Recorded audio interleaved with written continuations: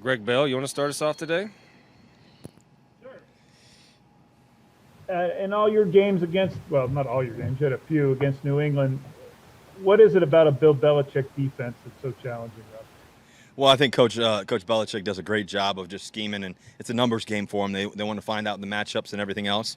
They want to play man to man. They want to play aggressive, but yet also understand that they're going to mix their personnels and everything else. They want to play nickel, dime, and quarters, and and so they got a lot of great players in that defense. He's very, very good, obviously, at figuring out, how he wants to utilize his players. And I think that's the best thing about Coach Belichick and what he does and how he does it. They have a great system for sure and great players.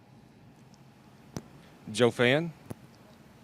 Russ, there's a video out on social media today from Patriots practice, and I think like Miles Bryant is playing you, and they're doing this pass rush they call the crush rush, where they kind of collectively close in the pocket and don't allow any lanes to escape. And do you have fun with the fact that, every game teams are going in saying, don't let Russ outside the pocket and do the scramble drill with Tyler Lockett and DK, and yet it's so hard to stop? Is that a fun element to you where it's just like, it's coming, it's going to be a part of each game, and teams just can't stop it? Yeah, it's just part of the game, I guess. I've been fortunate. God's blessed me with the gift to move around and do that and find guys. And I think that's, there's always kind of, two parts to the play. There's obviously the first part where you're trying to go through your reads 1 through 5, and then if those aren't there for whatever reason, okay, now here comes the second play. And I think that's where defenses get, super nervous as well. And we always, find a way to make a play. I think that's key. Trying to keep my eyes downfield. I'm not always really necessarily trying to run it. Really trying to find our playmakers to let them make plays. Corbin? Hey, Russ. Earlier this week, Bill Belichick told us that last matchup between the Seahawks and Patriots might have been the most competitive game that he's been part of at Foxborough in 20 years. You had 8 lead changes, big hits, big plays. New England actually had the heartbreak at the goal line this time. What do you remember most about that game, and where does it rank among your top road victories as a player?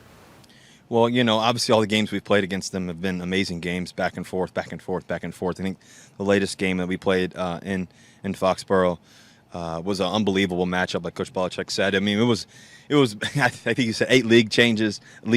I think it was, just Tom was scoring and throwing a touchdown. Then it was, me throwing a touchdown, back and forth, back and forth, back and forth, all the way to the last play of the game. And then I think Cam Chancellor made that sweet play in the back of the end zone. It was a tight play.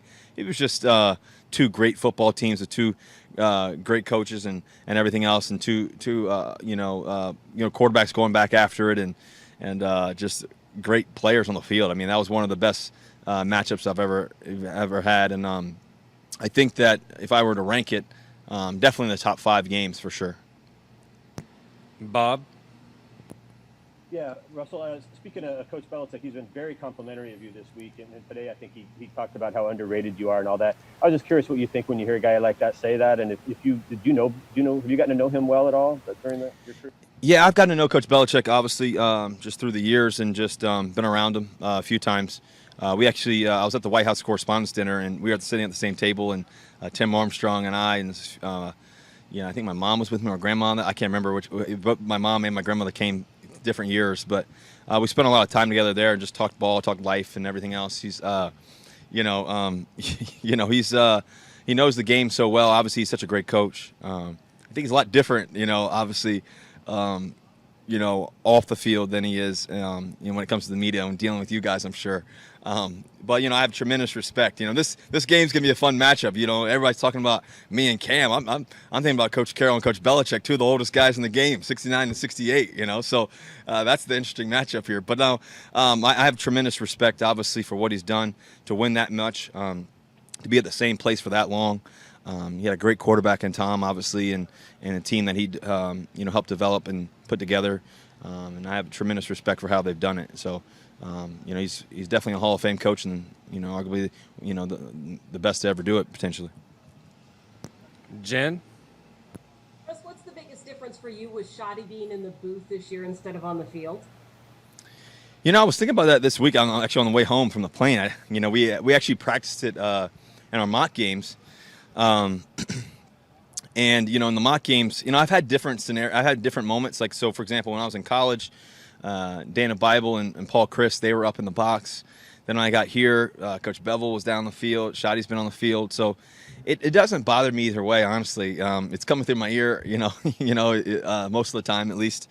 But I think for Coach Shotty, it was, I think it was really good for him to get up there and just, it's, just super laser focused. And for him and then for me, it's really, me and Austin Davis have been on the field talking ball, the past couple years anyway. And so that's really, him being my quarterback coach, we've spent a lot of time on the field. Obviously, Austin and I have also played together, and we talked, in those moments and in those times. So Austin's been right there with me through the heat of it all, in the highest moments, toughest moments. And so we have a really good relationship between me and Austin and Coach Shotty, and then also even Dave Canales too as well. So we've really developed that core relationship and that communication level. So it's like he's on the field for me, really honestly. It's like he's sitting right next to me. So I do hop on the headset if he's got a few words for me, or Austin lets me know, and we go back and play ball. For me, when I'm on the sideline, I want to be super calm. I'm not too high, not too low, but I also, I want to visualize what could happen here and there and just be ready for the situations. Michael Sean Dugar. What's up, Russ? Can you think of a primetime game here where the energy that the fans provided had an impact on how you individually played? I think every game.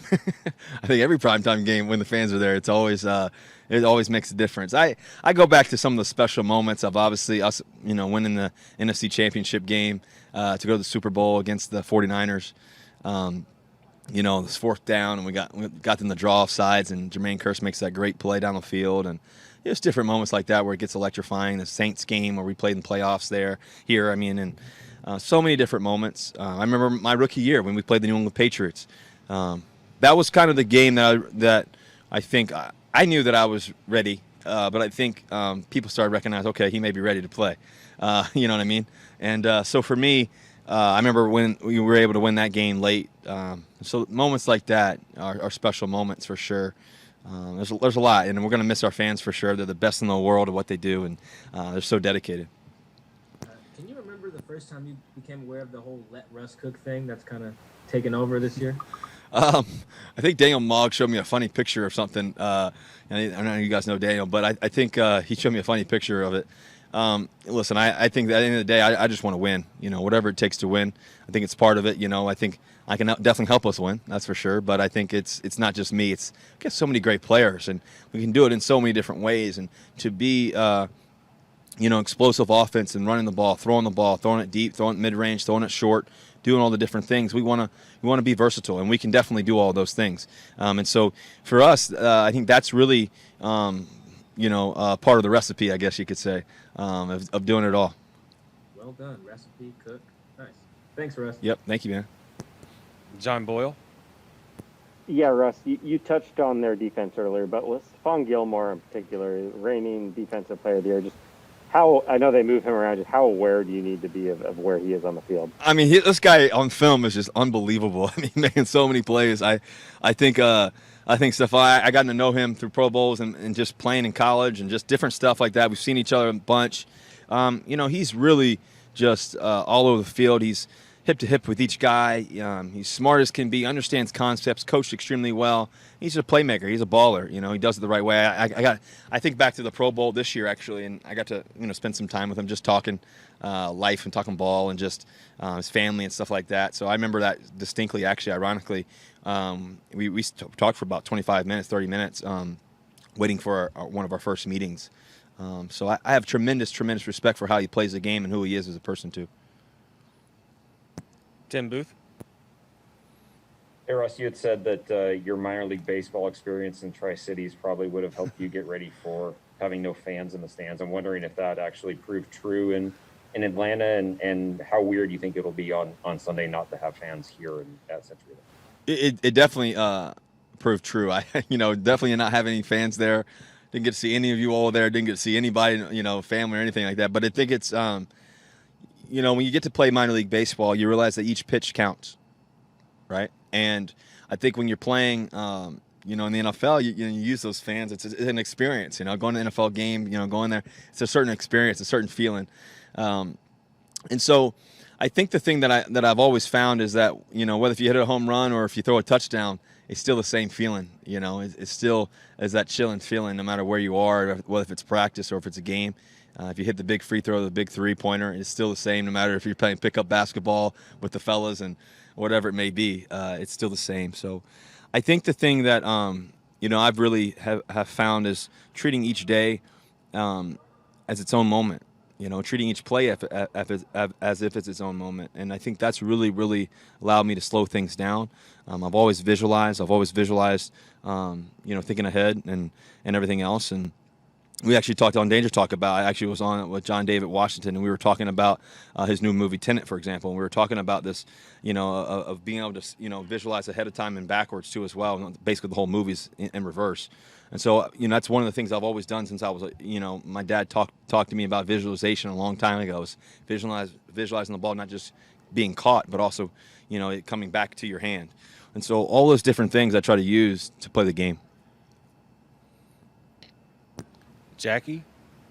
Hey, Russ. You and Pete talk so much about the hard work that you put in during this offseason. To have that show up in game one and have it be rewarded with Offensive Player of the Week, just how special is it to kind of start the season off just right out of the gate so strong like that?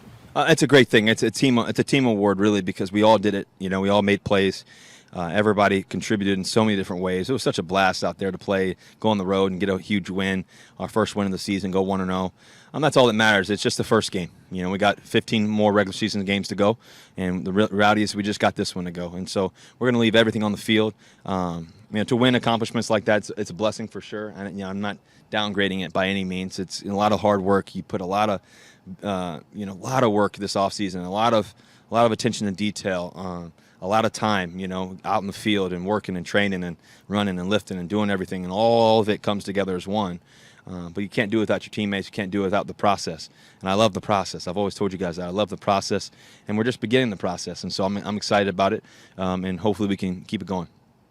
And then going back to New England secondary, 3 picks in the first game, with Adrian Phillips being one of those guys that got the interceptions. How does he complement their secondary? Well, they have a great team. They got a lot of players that can come in and out of the game, so it's going to be a great football game. We got a lot of players on our team too, so it goes both ways. And, it's going to be a tremendous challenge, a tremendous matchup.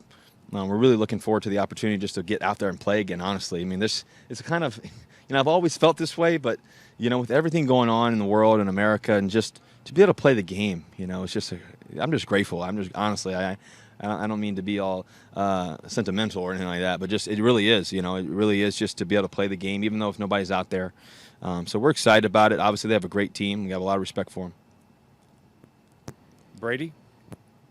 Russ, the 4th and 8 play in the third quarter Sunday, we haven't seen Pete Carroll do that as much as other coaches relative to other teams go forward on 4th down. When he did that, 4th and 5 specifically, what did that tell you just about the faith that Pete Carroll was showing there? Yeah, I think that we had seen the situation, and they I recognized they were celebrating, and I just kind of stood out in the field, and Pete held the guys back and let's go for it, and to me we just try to make a play, and DK showed up big there. So it's all part of the process, and so I think for us, the score was 14-12 at that moment.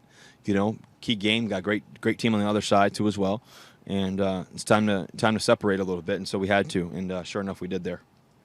And going back to the idea of let Russ cook, whatever you want to call it, how much did you communicate that a desire to do that to the team, and what were those conversations like over the offseason?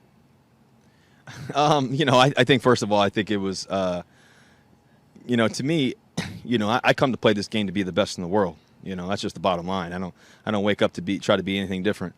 So for me, I've always had those talks, ever since I got here, really, to be honest with you. And I think it's just been a steady process. But I think right now, going into year 9, I'm trying to break away. You know what I mean? I want to be the best in the world to ever do this. I got a lot of great players ahead of me. I think about guys like Peyton Manning. I think about guys like, Tom Brady and Drew Brees and all guys I've gotten to be pretty close to be honest with you. And, and then, you got guys like Joe Montana. And, I want to be remembered. I want to be remembered, and I want to be able to leave a legacy, that people can't ever forget, and hopefully I can do that. And that doesn't happen without a steady process of one moment at a time, one game at a time, and not looking too far ahead, but just knowing that's all part of the journey. Thank you. Yep. Last one for Russell. Art. Russ, last Sunday in Atlanta, 8 of your pass completions were either to the line of scrimmage or behind that.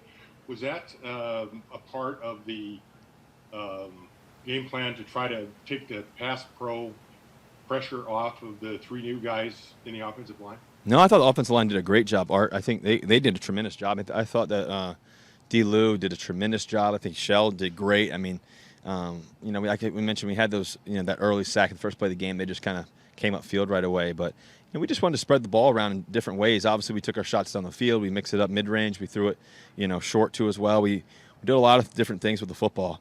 Obviously, I don't mind throwing it deep, as you know, Art, and so that's never, that's never a thing.